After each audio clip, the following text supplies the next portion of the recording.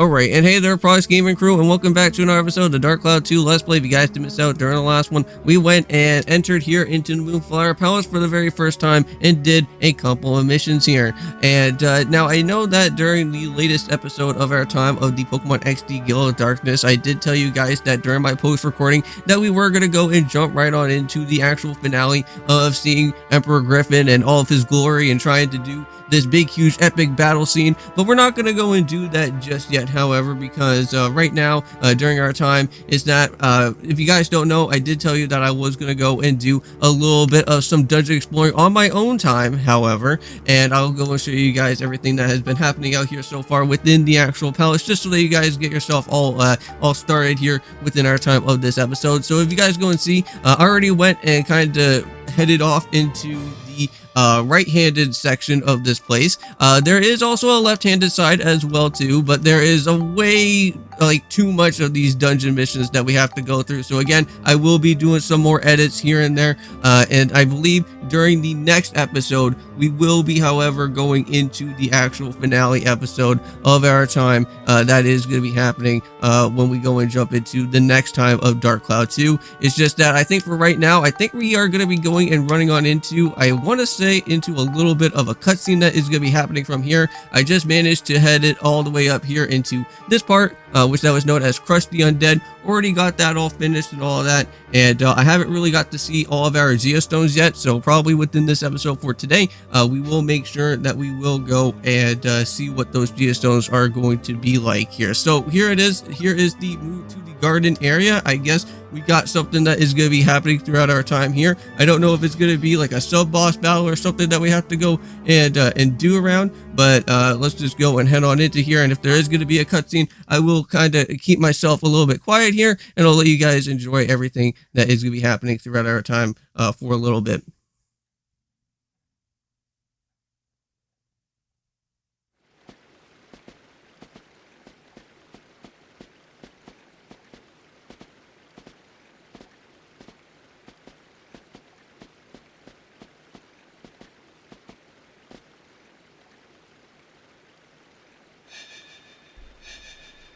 Whoa!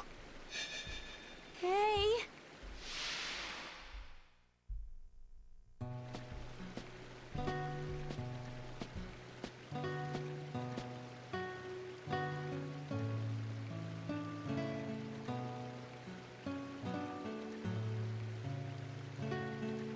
Is something the matter? No, nothing. It's nothing. What's wrong with the flower? It looks like the stem is broken. I'm afraid it's going to die like this. Poor thing. I was thinking that maybe I would put them up in your room. It'd be a shame to waste them. Would you like that?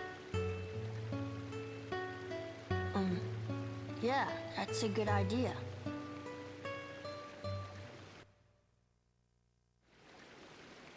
What was that all about? There! Look!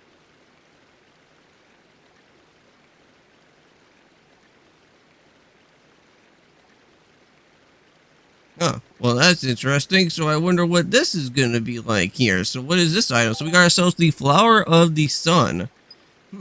Okay.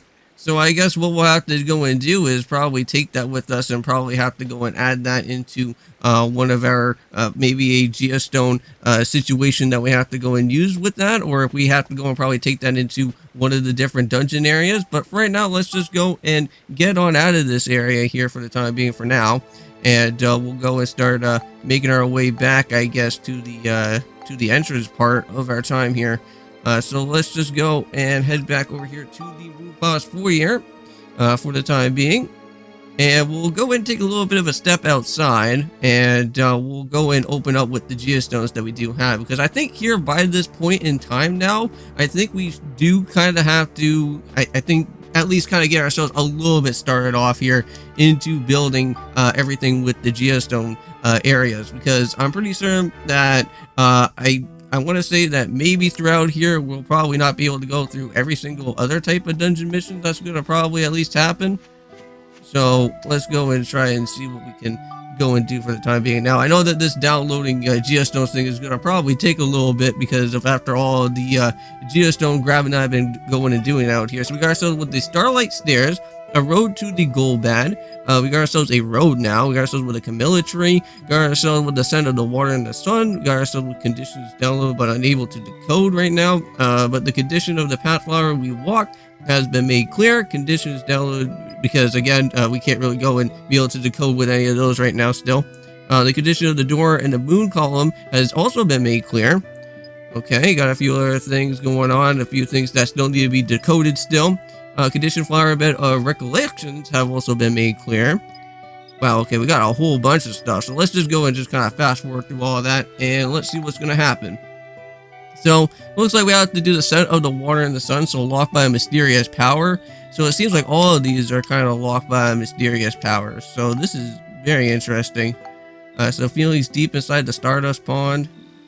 So I wonder how we have to go and do something like this within our geostones, because I think we still have to go and probably still search for more. So I guess what we'll kind of go and do for right now, seeing by what we have with our guys, is that we already have everybody all ripod up and fueled up, so we're all good. So that's all good for the time being. And I think since we still do have like enough time, I think what I'll do is, well, let's go and see what these pictures have to go and offer with first, because maybe there is something that we may probably have to kind of go and see at the very beginning. So we got ourselves with those stairs, right? And we already got ourselves with those type of stairs to begin with to be unlocked. So we can go and build something like that here. And, okay, so there's like a gazebo and some other stuff that we still have to go and pick up. But again, I'll do this all off on my own time. So I'm not going to make you guys get too bored to death for me to go and try to build up with everything of those different type of pictures there. But however, I guess what we'll have to go and do is make our return back to the other side now and just kind of just jump back into this area again. So we got ourselves with the zombie zone, which you guys never got to go and see, but you guys will go and now be able to see it now here within this episode. But for this area that all has to go and deal with is that there's just like a lot of skeleton creatures, a lot of those Bundy enemies that we kind of got to see, which they're kind of like those Gibdo creatures that we normally kind of saw for like a little bit. And I think they will be popping up here once again. So we already do know that there is a locked door here for us. Now, make sure that when you go and see some of these different doors here now, within this area in particular, is that there's different things that have a sun and also a moon path. Just like kind of what happened before within the Starlight Canyon type of area. So we just have to make sure that we need to go and head over here to this moon spot so we can go and use PAL and hopefully try to figure ourselves out if there's going to be hopefully someone that has the item for us. We'll make sure that we'll go and use the watering pot and we'll go and head on over to that direction. Now, I have been doing a little bit of some off-record training up with my different weapons and whatnot.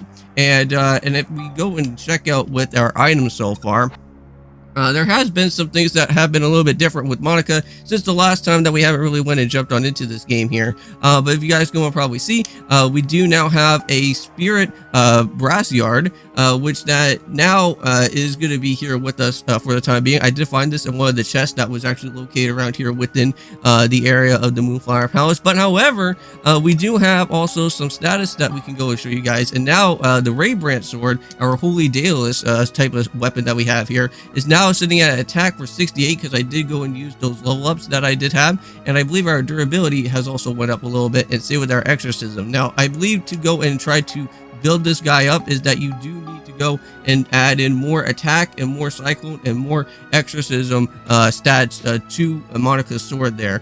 But for right now, we're just gonna go and keep on heading straight downwards as well. And I will go and show you guys this with Max's stats within our time, but I just need to go and change on over to Max when that actually does happen. So just gonna keep on running away. I'm not even gonna even worry about those guys right now. So just keep on running away from them. I know that their attacks are really scary with those silver enemies there, so you don't really want to go and mess around with those guys. Now, I have a feeling that something's going to probably tell me that the progression item key that's going to be here is going to probably be in that secret lock door. So, after all this running around that we have to go through, I'm pretty certain that in one of these chests, we have to go and find the the clock hand. Now, I believe, from what you guys did not get to see throughout our time, is that there is a secret passageway now, which is known as the clock door. We do need a clock hand to kind of progress ourselves into the next situation that needs to happen throughout like most of the different dungeons, if there is anything secretive wise. So for right now, the only thing that we just have to go and search for is just for the clock hand, and also that big huge long stretch of a pathway that's all the way down there. So hopefully we can go and find the watering pot down there if we can. We're just gonna go and open up with this chest here. Hopefully that this does have like the clock part to it. Nope, just a scrap of metal. Nothing really too important. Not just yet though. Just run away from the castle eater, unless if you want to go and unlock them as like a monster transformation, but we don't really want to go and do that just yet. So let's go and head down from here. Oh, there's also, yep, so there's the sun situation there, if you do want to go and head through that part. There is some life elements for us, which that's not all that too helpful, unless if we do need something within Geostone-wise location, but there's the clock hand, so there we go. So we'll make sure that we'll make a mad dash all the way to it, but hold on for that quick note, because I do see the big huge long stretch of path, and it's all the way down from here. So I'm going to go and check around here first, see what we got ourselves into with. And if this is going to probably just take me to a dead end and like completely like screw me over, we may probably... Really? Okay. Wow, I was kind of expecting... Wow, thank you! So what's that's gonna happen? So, Angel fully restored our health and all of our elements as well. Wow, sometimes that token thing doesn't really help me all that too much, but yeah, if I wasn't really worrying about this dungeon at the very beginning, then that would have probably been a really big help. Okay, so the one thing that we do need to go and do is try to make a beeline straight towards to the secret door that is going to be down here, because that is the only thing that I can only potentially think on where we can go and find this enemy. Because if you guys don't know, POW does have a certain ability that we do have, where if an enemy starts blinking like 90, that will give us the next item, well, the next progression key item that we do need to go continue onwards with. So I'm gonna go and put the clock hand onto here, and I'll show you guys this and see how cool that this thing can open up here. We're gonna go and throw that on. And this will probably be a really cool, awesome, neat thumbnail as well. Now, unfortunately, it doesn't seem like there's nobody here that has the item. Unless if I already went and probably picked it up during my time, but I know that that would not be a thing, because we have not seen any type of blinking enemies so far throughout here. Okay, so let's just go and get this guy out of the way as well, too. And make sure that he's done. Oh, no. Now, most of these guys here will kind of have like some sort of like poison type of thing to them. So you want to be a little bit wary heading throughout here. Ah, perfect. Wow, the one enemy that I had to go and find that was just sitting all the way up on the far right hand corner. Jeez. Up this one particular spot. There we go. Now, one good way to kind of make sure to get like easy EXP is that after once you're done with your ride pod, all you can do is just kind of just like walk around with Monica or Max, and then you can just be able to just grab out the stuff that's there. But I know that I didn't get to go and show you guys everything with Max here, but we did train up a little bit of our hammer here, but I don't really think that anything hasn't really done like too much. I know that we've been leveling up here and there like so far off recording. That was about it. But now we just need to go and head straight towards to the main area, and we already know where we need to go for that, which I'm pretty certain is not down here, because that's where the sun area is, but we do need the moon parts. So we'll make a quick mad dash over this way. I did find another one of those clown enemies again, or one of those clown guys again, just so that I can get myself another prize reward. And unfortunately, there was a sword upgrade, but I just couldn't go and pick it up right away, which that kind of sucked really badly. But anyways, it's not that much of a problem. I'm not that too angry about it. But I think for right now, what we're going to go and do is that let's just go. So we got the Flower of the Sun. So I think something has to happen, and probably have to use that within like Griffin's spot, that we have to go and do like the boss battle area within there or something like that. All right, so there we go. Heading right on into this part, and this will probably go and take me. Oh, nice. We got it was finishing without healing, so that's perfect. And what do we got here? Missing gem dealer. Oh, so don't tell me that that we have to go find more gems around out here. I thought we were already done with the gems already. But anyways, I think this is a good time for me to just go and end it off here for today. So thank you guys so much for watching this episode for today. In the next one, we will be going and heading all the way up to the very top.